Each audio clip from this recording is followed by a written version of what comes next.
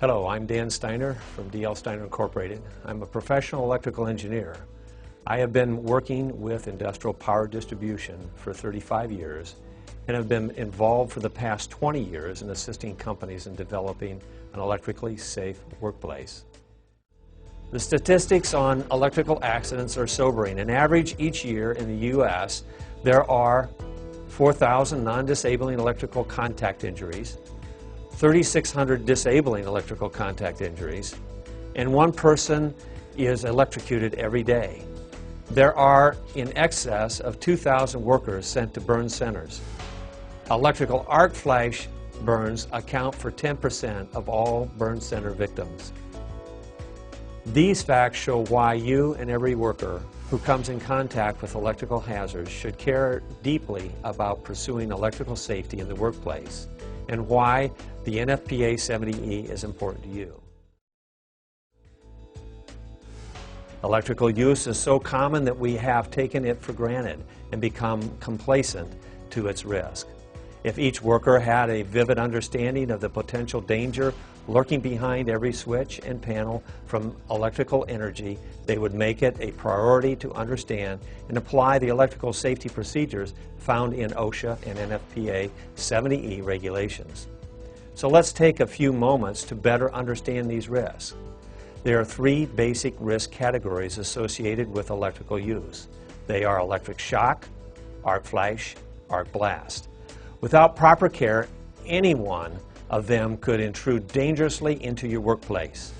Chances are you have experienced some type of shock, probably in your own home. While many are killed due to shock at home, the risk is far greater in industrial settings. Second significant electrical hazard in the workplace is arc flash. Most people feel that if they simply don't touch electrical conductors, they are safe. But they don't understand the hazard of electrical arc flash. You do not have to be touching an energized conductor to be harmed by electricity.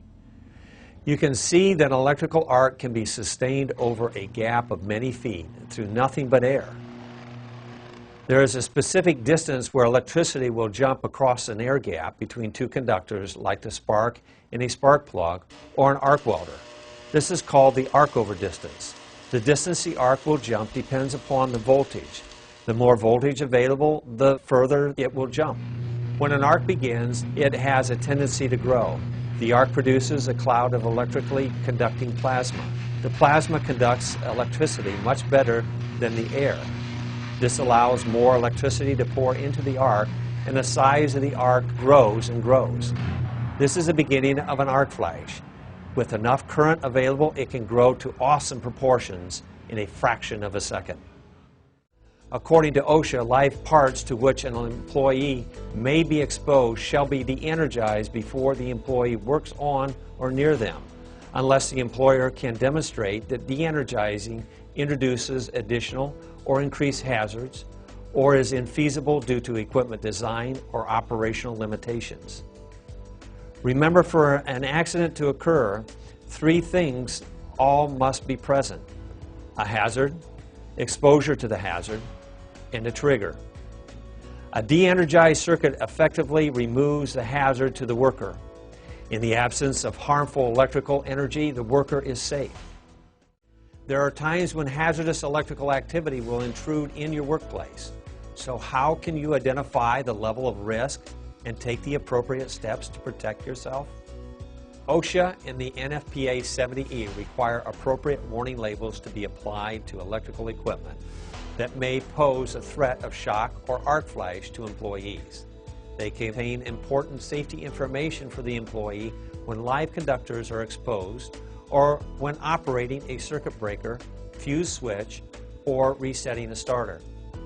Label sizes and color schemes may vary, but soon they will fall into two distinct categories. For extremely dangerous situations, the red and white danger label will be used. For less extreme hazards, the orange and black warning label will be used. Be aware, both labels represent a high level of risk that may result in serious injury or death